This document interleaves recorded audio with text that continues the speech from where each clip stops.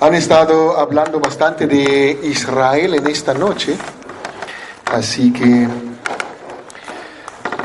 el tema que estamos viendo es Israel y el cumplimiento de las profecías. Entonces ya con los padres el hermano Jorge ha estado compartiendo acerca de Israel, acerca de algunas profecías que ya se cumplieron. ¿Dónde queda Israel en la historia hoy día? Dios terminó su plan con Israel, Dios terminó ya, Israel ya pasó su oportunidad o todavía hay esperanza para Israel. Todas estas preguntas están respondidas también ahí en la palabra de Dios. Pero quiero que abran sus Biblias conmigo y quiero mostrarle hacia dónde está yendo Israel. En el libro de Daniel, capítulo 12,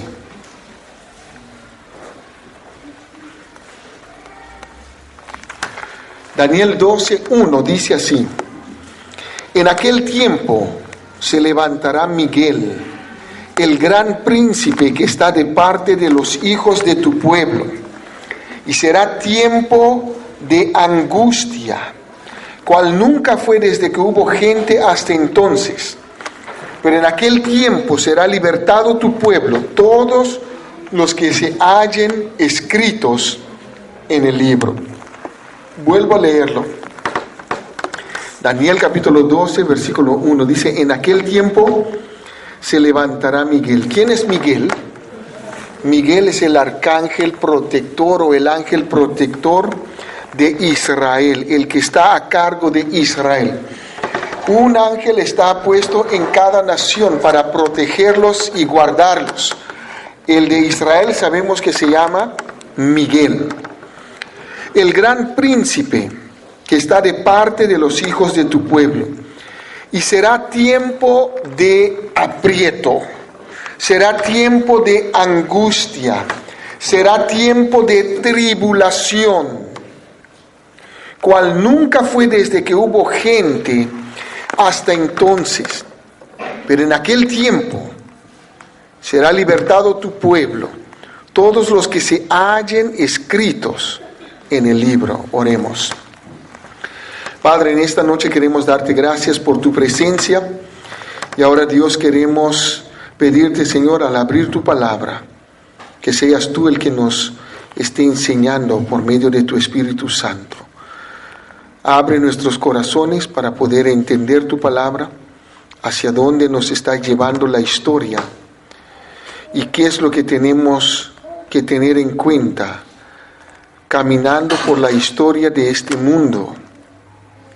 Y Dios, te pido que ninguno de nosotros quedemos fuera de tu historia y pasemos la eternidad sin Cristo por no haber entendido lo que tú tienes para nosotros.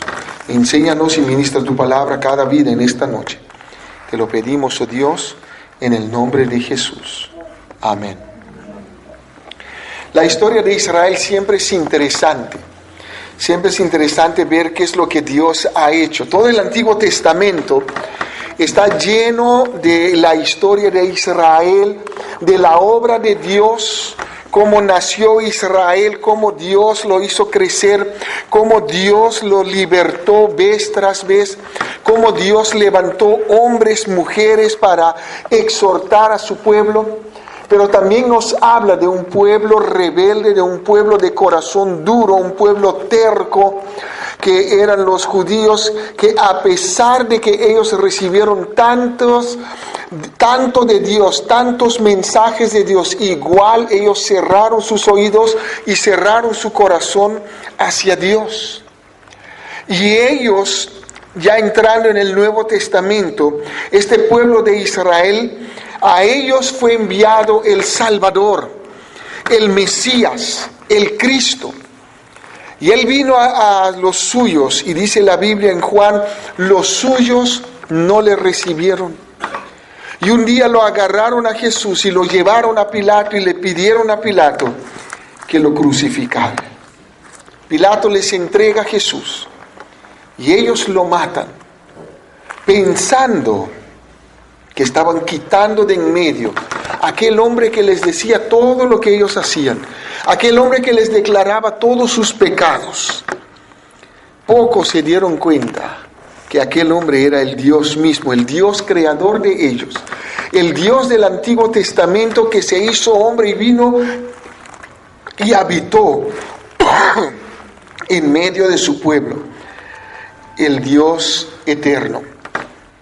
Israel entonces es un pueblo interesante de estudiar. Y aparentemente el reloj de Dios cambió hacia el pueblo gentil, a nosotros. Y Dios le dijo a Israel, les voy a hacer celoso con un pueblo que no es considerado pueblo. Y Dios dice, a los suyos vino y los suyos no le recibieron, mas a todos los que le recibieron, a ese todos les dio la potestad de ser llamados hijos de Dios. Así que Israel despreció a Dios. Israel rechazó la salvación de Dios. Y Dios llamó, extendió su gracia, extendió su plan hacia los gentiles. Y tú y yo somos parte de ese plan de Dios. Fue a nosotros que Dios extendió la invitación de salvación por medio de Jesucristo, para que todo aquel que en Él crea no se pierda, mas tenga vida eterna. Así que nosotros también entramos en la historia de Dios, en el plan de Dios para las naciones. Aparentemente Israel no está viviendo en paz. Israel no está surgiendo como nación. Todos los días hay guerra, hay bombardeos, hay muertes. ¿Y por qué?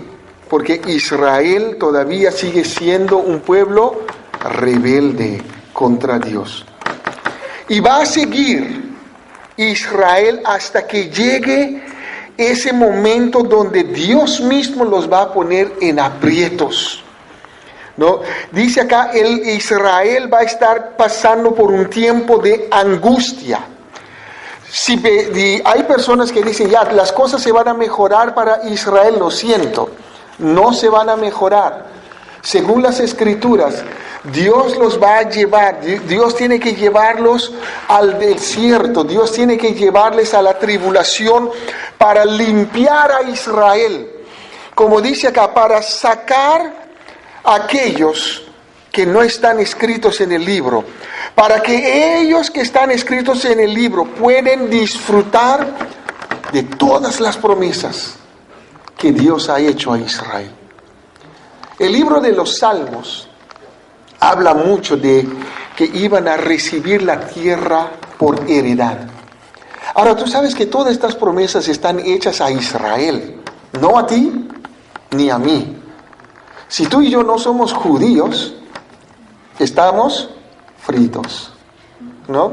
Entonces la tierra no está para nosotros. La tierra ha sido prometida a Israel. Así que por ahí, si te vienen a decir, si tú crees en Cristo vas a recibir la tierra por heredad, eso es una mentira grande. Si tú no eres judío, no hay tierra para ti ni para mí. A nosotros nos es prometido el cielo, un lugar mejor. Ni bien morimos, Dios dice a todos aquellos que han creído en Él, Él les da el derecho de ser llamados hijos de Dios, y como hijos de Dios somos parte de la familia de Dios, y como familia de Dios tenemos una posesión en Cristo, una heredad, tenemos una nacionalidad celestial. Y por eso cuando el creyente en Cristo muere, va a ir directamente a su casa celestial, a vivir en el mismo lugar donde está Cristo, el cielo. En cambio, al judío sí ha sido prometido la tierra. Yo les invito a leer el libro de Daniel, capítulo 12 después, y vean cómo Dios le promete al mismo Daniel y le dice a Daniel, tú vas a levantar al final de tus días y para recibir tu heredad en la tierra, en este mundo. Un día, como el hermano Jorge dijo, Israel va a formar nuevamente, surgir nuevamente como nación, va a funcionar. El templo va a ser reconstruido. ¿Cómo lo van a hacer? No sabemos. Lo que sí sabemos es que el templo se va a reconstruir, los sacrificios van a reanudar, Israel va a ser una nación nuevamente. Y después de este tiempo de angustia, de este tiempo de aprieto, de este tiempo de tribulación, Israel va a tener al mismo Cristo, el que vino como un bebé de la Virgen María. Ahora va a venir como rey, como juez, y va a sentar en el trono de David en Jerusalén, y él va a reinar por 1000 años en Jerusalén, la Jerusalén terrenal. Allí va a tener su trono, allí va a tener su gobierno, y este mundo va a conocer el gobierno más perfecto. No va a haber injusticia, no va a haber corrupción en su gobierno, nadie que está alrededor de él va a estar trabajando de una forma corrupta. El mejor gobierno que el mundo clama. Hoy en día todos clamamos, ojalá el Perú puede tener un gobierno recto, justo. Un día Israel lo va a tener. Pero interesante que al final de ese 1000 años, la Biblia dice así, Satanás va a ser soltado y lo que va a hacer es, va a reunir un grupo de personas que va a estar en contra de Cristo. Ahora escuche su número de este grupo. Dice que su número no se puede contar, como la arena que está a la orilla del mar. Vaya a contar la arena y vas a conocer el número. Millones de personas van a estar allí viviendo en un gobierno perfecto, pero aún así van a estar en contra del gobierno perfecto. ¿Qué nos enseña eso? ¿Tenemos que cambiar la sociedad? ¿Tenemos que cambiar el nuevo ambiente? ¿Tenemos que dar a la gente todo lo que ellos desean? No, podemos hacerlo, pero eso no va a cambiar el corazón pecaminoso. El hombre necesita entender que el corazón tiene que ser cambiado. Y cuando el corazón es transformado, entonces va a haber un acercamiento del hombre a Cristo como el gobierno, el Dios perfecto.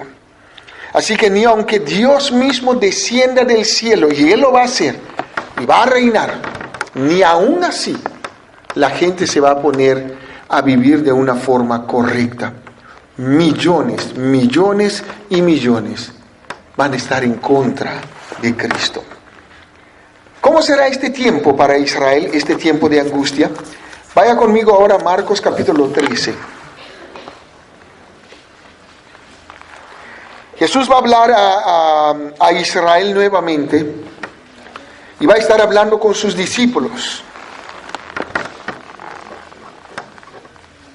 Saliendo Jesús, Marcos 13:1, saliendo Jesús del templo, le dijo uno de sus discípulos: Maestro, mira qué piedras y qué edificios. Estaba impresionado este discípulo.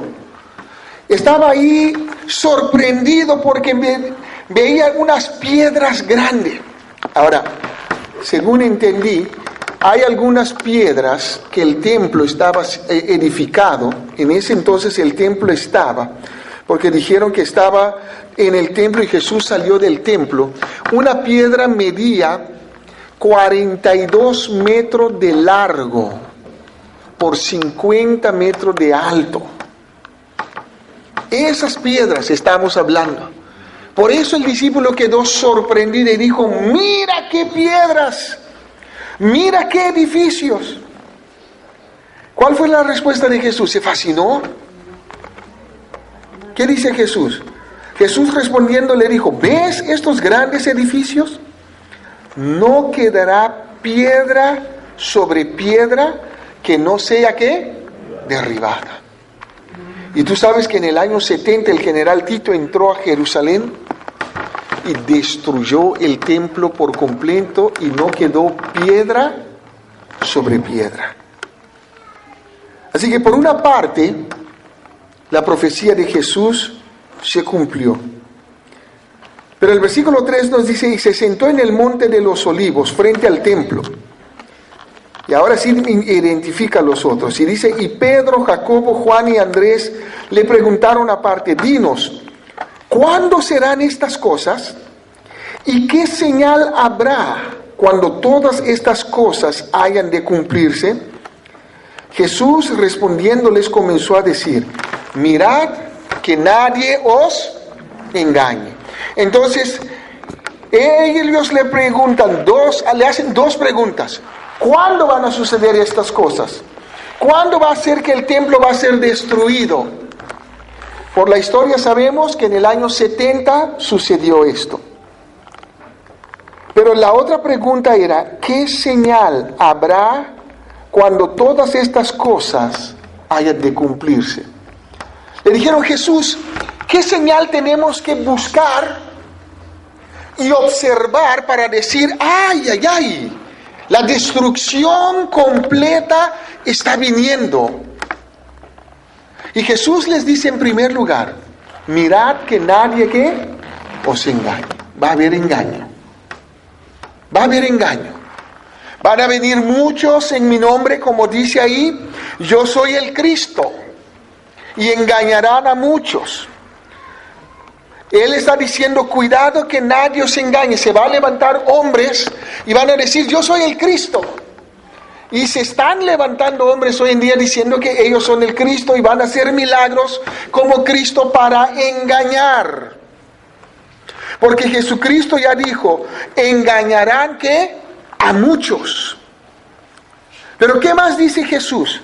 Mas cuando oigáis de ¿qué? De guerras y de rumores de guerras, no os turbéis, no os asustéis, porque es necesario que suceda así, pero aún, ¿qué dice ahí? El comienzo, es el comienzo nomás. Va a haber guerras. ¿Hay guerras hoy día? Claro que sí, ¿no es cierto? En muchos países. Israel está en guerra. Jesucristo les dijo, mira, cuando vean esos señales, hay algo que va a suceder. Le dice a Israel, atento, primero les van a engañar. Van a venir muchos en mi nombre diciendo que son Cristo. Van a engañar a muchos. Van a escuchar de rumores de guerras. Van a escuchar de guerras. Van a venir guerras. Pero no os asustéis. No os turbéis, dice. Porque aún no es el fin. Observe lo que va a suceder. Se levantará nación contra nación. Y reino contra reino. Y habrá ¿qué? Terremotos en muchos lugares. ¿Está viendo terremotos? Más que nunca, ¿no es cierto? Entonces, ¿ustedes creen que estas cosas pasan simplemente por pasar? Jesucristo los dijo. Y Él dijo, cuando estas cosas suceden, porque le preguntaron, ¿cuáles son las señales que tenemos que ver para decir que el fin está llegando? Y Él les va dando respuestas. Y habrá terremotos en muchos lugares, y habrá ¿qué? Hambres y alborotos. ¿Qué son alborotos? Saqueos, cochebombas, ¿no? Todo lo que está sucediendo, muertes, pestilencia, principios de dolores son estos. Principio nomás. Pero mirad por vosotros mismos, porque os entregarán a los concilios, y en las sinagogas os azotarán, y delante de gobernadores y de reyes os llevarán por causa de mí, para testimonio a ellos. Siglos pasados, muchos creyentes han sido apresados, puestos delante de gobernadores, condenados a muertes. Algunos han sido quemados a la estaca. Otros han sido puestos en la sierra y cortados en pedazos. Otros han sido lanzados a leones. Otros le han arrancado las lenguas para que no hablen más en nombre de Cristo. Pero ¿sabes qué? Van a volver. Van a volver porque Jesucristo dijo en los últimos días, van a echar manos a ustedes. Los van a entregar a los concilios, es decir, a los gobernantes. En las sinagogas os azotarán. Delante de gobernadores y de reyes os llevarán por causa de mí para testimonio a ellos. Y es necesario que el evangelio sea predicado antes a todas las naciones. Entonces, Jesucristo, ¿cuáles son las señales que tenemos que ver? El evangelio va a ser predicado, ¿qué? A todas las naciones. ¿Qué dice Pablo en Romanos capítulo 1 y capítulo 2? Para que nadie tenga, ¿qué? Excusa. Nadie va a poder parar delante de Dios y decir, yo no tengo derecho de ir al infierno porque no me has dado oportunidad. El evangelio tiene que ser predicado, ¿dónde? A todas las naciones.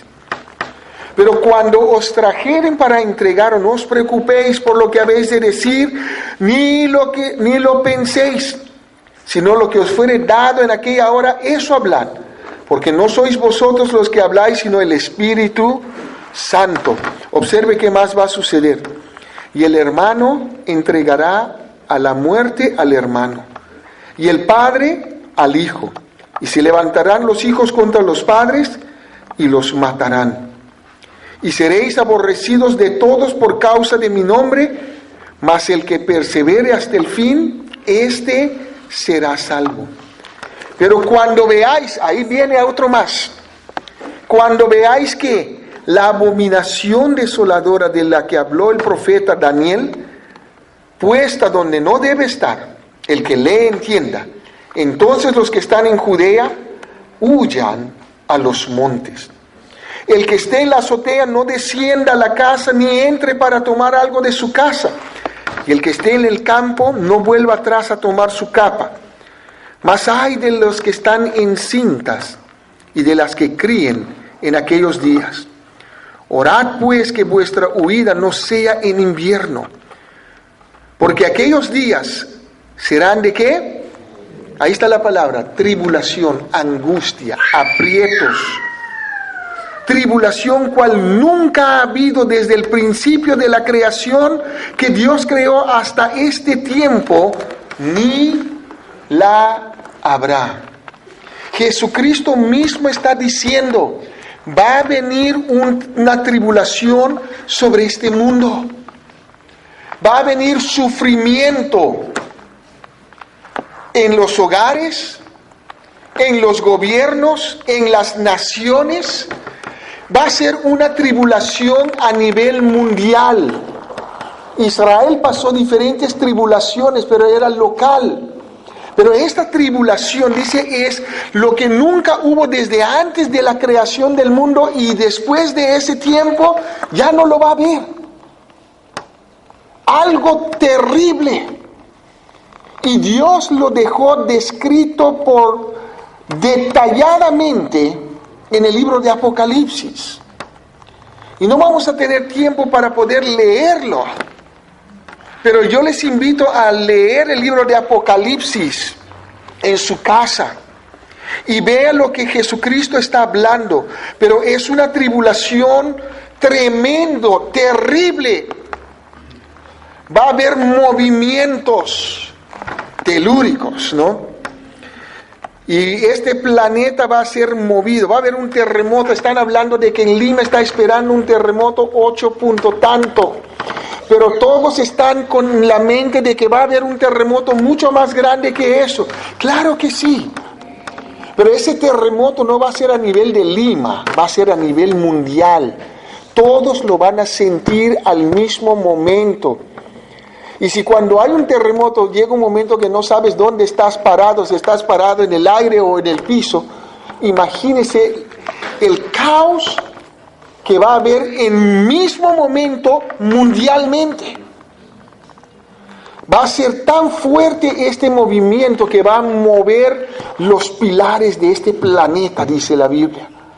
Sus pilares van a ser movidos y aún mismo el planeta se va a mover. Y observe lo que el Señor dice. El versículo 20 dice: y si el Señor no hubiese acortado aquellos días, nadie sería salvo. Mas por causa de los escogidos que Él escogió, acortó aquellos días. Entonces, si alguno os dijere: mirad, aquí está el Cristo, o mirad, allí está, ¿qué dice Él? No le creáis, porque se levantarán falsos cristos y falsos profetas, y harán señales y prodigios para engañar. ¿Para qué?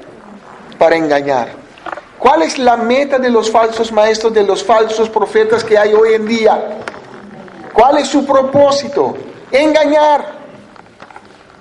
Quieren hacer las cosas que parezcan real, las señales, los milagros, las sanaciones, pero es para engañar. Y acá dice: si es posible, aún a los escogidos, aún a los hijos de Dios.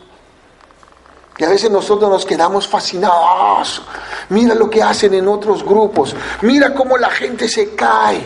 Mira cómo la gente se sana. Y empezamos a cuestionar, a dudar. Lean la Biblia. Lean la Biblia. Se van a dar cuenta que Jesucristo ya dijo: estos lo hacen para engañar. ¿Qué dice Jesucristo en el versículo 23? Mas vosotros, ¿qué? Mirad. Os lo he dicho todo antes. Antes que sucedan, mirad, observad. Ya los he dicho. Para que cuando sucedan ustedes digan: ¡ay, verdad! ¿Qué más va a suceder? Pero en aquellos días, después de aquella tribulación, el sol se oscurecerá y la luna no dará su resplandor, y las estrellas caerán del cielo, y las potencias que están en los cielos serán conmovidas. Entonces verán al Hijo del Hombre que vendrá en las nubes con gran poder y gloria. Y entonces enviará a sus ángeles y juntará a sus escogidos de los cuatro vientos, desde el extremo de la tierra hasta el extremo del cielo. De la higuera aprended la parábola. Cuando ya su rama está tierna y brotan las hojas, sabéis que el verano está cerca. Así también vosotros, cuando veáis que suceden estas cosas, conoced que está cerca a las puertas, ¿qué? El fin. Cuando veamos estas cosas, entonces sabremos que el fin está cerca.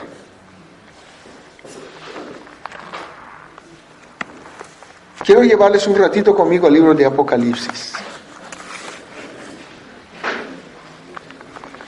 Apocalipsis capítulo 9.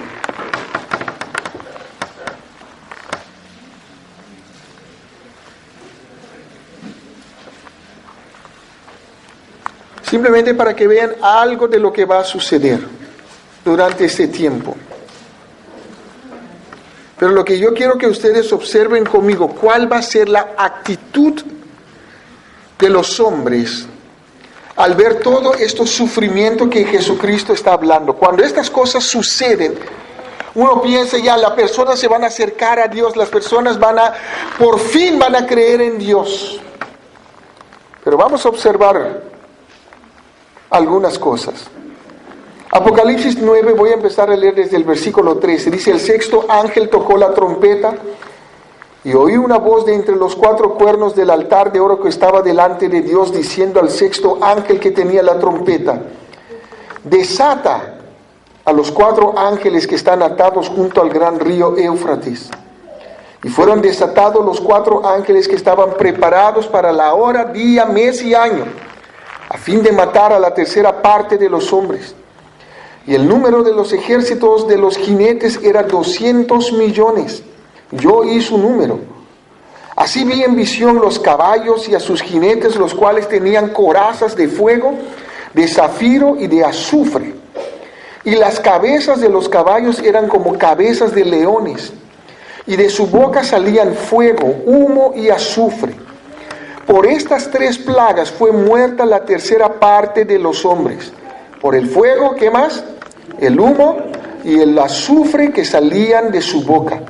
Pues el poder de los caballos estaba en su boca y en sus colas.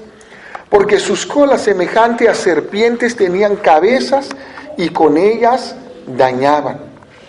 Y los otros hombres, observe bien ahora, que no fueron muertos con estas plagas. ¿Qué dice la Biblia? ¿Qué dice la Biblia?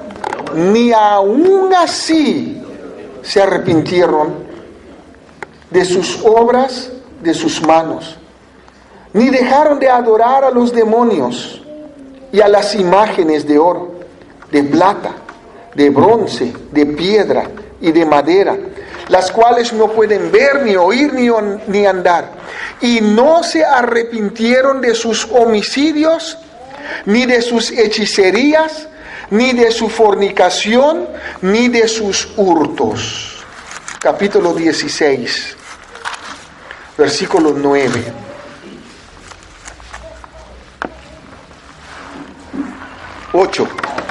El cuarto ángel derramó su copa sobre el sol, al cual fue dado quemar a los hombres con fuego. Y los hombres se quemaron con el gran calor. ¿Y qué hicieron? ¿Qué hicieron? Y blasfemaron el nombre de Dios, que tiene poder sobre estas plagas. Y no se arrepintieron para darle gloria. Versículo 10. El quinto ángel derramó su copa sobre el trono de la bestia, y su reino se cubrió de tinieblas, y mordían de dolor sus lenguas. ¿Y qué hicieron? Y blasfemaron contra el Dios del cielo por sus dolores y por sus úlceras, y no se arrepintieron de sus obras. Versículo 20. Cuando hay este gran terremoto, ¿se acuerda que él habló de un gran terremoto? Versículo 17. El séptimo ángel derramó su copa por el aire. Salió una gran voz del templo del cielo, del trono, diciendo: hecho está. Entonces hubo relámpagos y voces y truenos y un gran temblor de tierra, un terremoto tan grande cual no lo hubo jamás desde que los hombres han estado sobre la tierra. Observe la descripción que da la Biblia. Y la gran ciudad fue dividida en 3 partes, y las ciudades de las naciones cayeron. Y la gran Babilonia vino en memoria delante de Dios para darle el cáliz del vino del ardor de su ira. Tan grande es este terremoto que dice: y toda isla que huyó, es decir, se hundieron. Y los montes no fueron ¿qué? Hallados, se movieron de su lugar. ¿Se acuerdan que yo les dije? Muchas cosas van a suceder. Y cayó del cielo sobre los hombres un enorme granizo, como del peso de un talento. ¿Y los hombres qué hicieron?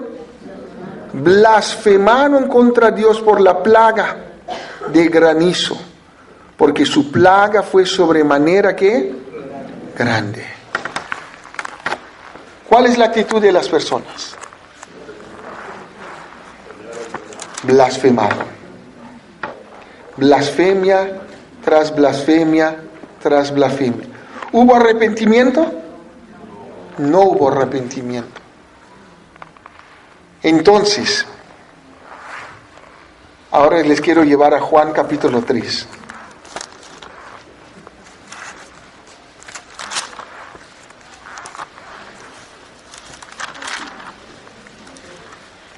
Le empecé diciendo, cuando Jesús va a venir sobre esta tierra, va a poner un gobierno perfecto, aún así los hombres van a estar en contra de él. Dios manda las señales que ellos preguntaron a Jesús, ¿cuáles son las señales? Y Dios le dice, estas son las señales, pero observen también cómo van a ser sus corazones. Van a blasfemar. Juan capítulo 3, versículo 18. El que en él cree no es condenado, pero el que no cree ya ha sido condenado, porque no ha creído en el nombre del unigénito Hijo de Dios. Todos nosotros estamos bajo la misma condenación. Todos nosotros, Dios declaró que todos somos pecadores. Y ninguno de nosotros en esta noche podemos decir que Él no es pecador, porque Dios lo declaró en su palabra.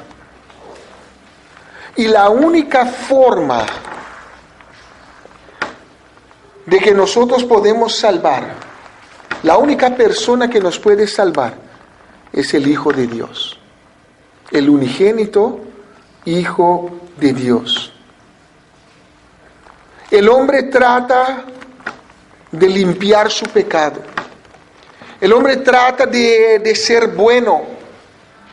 El hombre trata de ser religioso.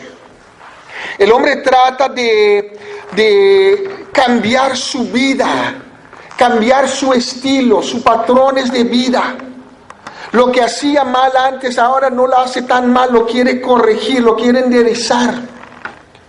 Pero cada vez, con cada intento humano, más y más, nos hacemos merecedores del infierno. El hombre está caminando sobre la misma tapa, sobre el mismo piso de fuego eterno, de condenación eterna.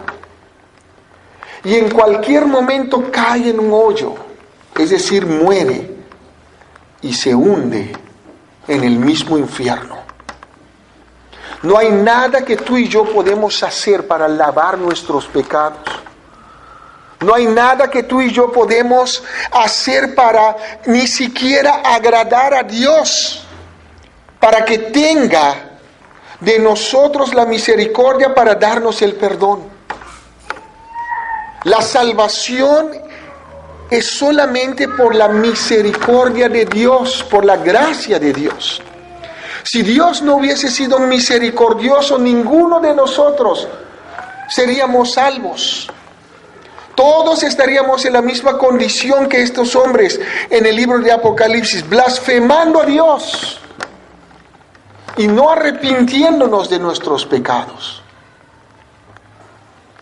Ninguno de estos adolescentes acá, por más bueno que pueden predicar, por más que lean la Biblia, como esfuerzo humano para darle la salvación, puede lograr la salvación de esta forma. Puedes venir a la iglesia La Roca, una buena iglesia, y aún así hundirte en el mismo infierno. El único camino se llama Cristo. Jesucristo dijo así: yo soy el camino y la verdad y la vida. Nadie viene al Padre sino por mí. ¿Cómo lo dice Juan? El que en él cree no es condenado. ¿Cómo puedo yo escapar de esa condenación que ya está sobre mí? El que no cree ya ha sido condenado. ¿Por qué? Porque no ha creído en el nombre del unigénito Hijo de Dios. La única cosa que tienes que hacer es de creer en el nombre del unigénito Hijo de Dios, Jesús. Jesús es la única persona que nos puede dar salvación. No hay otro.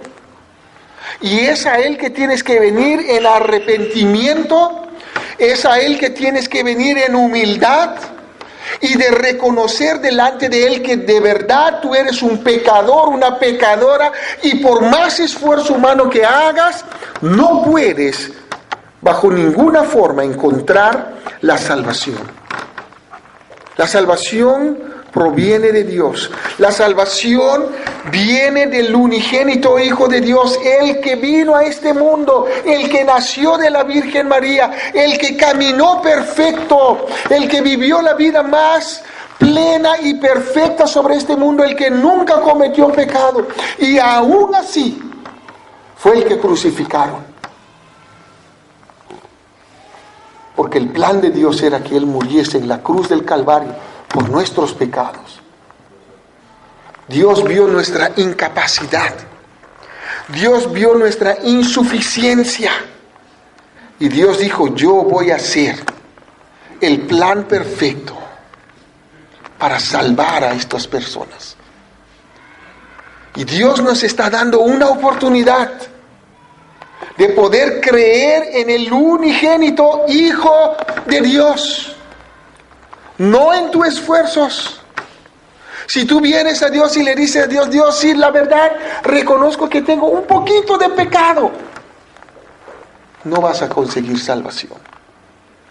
Dios, de verdad, no soy tan malo, soy bueno, un poquito, cosas malas, pero por esas cositas, no, olvídate. Eso no es la forma de acercar a Dios.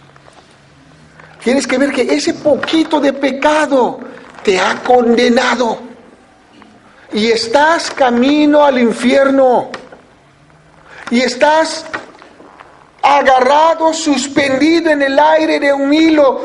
Termina tu vida o se corta ese hilo y te hundes en las mismas llamas del infierno, condenado para siempre por tu propio pecado. Dios no quiere la condenación del impío o la muerte del impío. Por eso Dios mandó a su Hijo para morir por el impío. Dios mandó a su Hijo para morir por nuestros pecados. No había nadie suficientemente buena para impactar a Dios, que Dios dijo, bueno, a ti sí te voy a salvar. Todos nos hemos descarriado. Alguien empezó leyendo Isaías. Todos nos hemos descarriado como ovejas. Cada cual se apartó por su camino. Pero Jehová cargó en Jesús, dice, el pecado de todos nosotros, o todos nuestros pecados fueron cargados en Cristo, sobre Cristo. Y allí en esa cruz, el unigénito Hijo de Dios murió por nuestros pecados. Y allí lo clavaron. Y juntamente con él Dios clavó nuestros pecados. Todos nuestros pecados. Dice, Jehová cargó en él el pecado de todos nosotros. ¿Quiénes somos nosotros? Toda la humanidad. Todos los hombres, porque todos somos pecadores delante de Dios. No hay justo, ni aun uno. No hay quien haga lo bueno, no hay quien entienda. Todos se han corrompido, todos se han apartado. Pero aún así, Dios quiso salvarnos clavando a su Hijo allí en ese madero, allí en esa cruz. Y allí su sangre fue derramada por tus pecados y por los míos. Jesucristo hizo el sacrificio perfecto. Jesucristo pagó por cada uno de nuestros pecados.